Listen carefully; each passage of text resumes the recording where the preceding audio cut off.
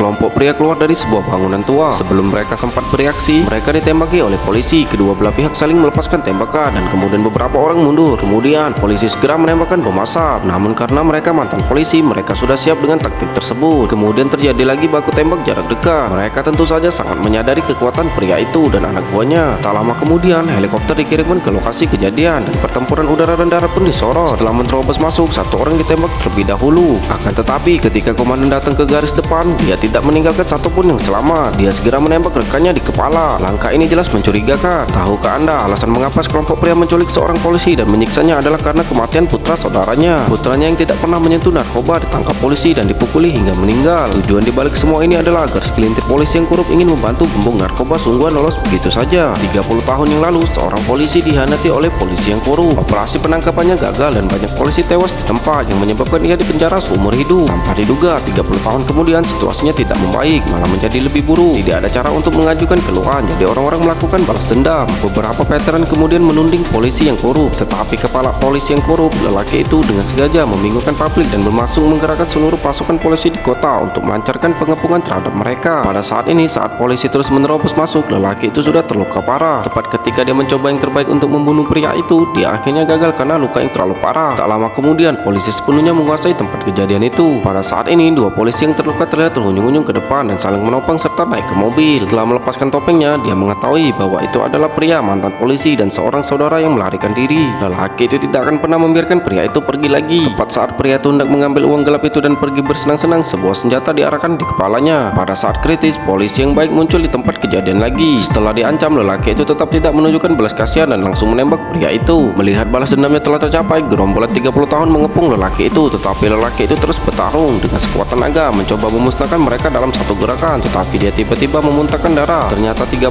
tahun yang lalu lelaki itu membunuh bos geng itu untuk membalaskan dendam ayahnya. Tepat sebelum lelaki itu dibebaskan dari penjara, pemimpin geng yang baru itu menyuap teman satu sennya untuk meracuni kopi lelaki itu. Dengan kata lain, ketika lelaki itu keluar dari penjara, dia sebenarnya hanya memiliki waktu seminggu lagi untuk hidup.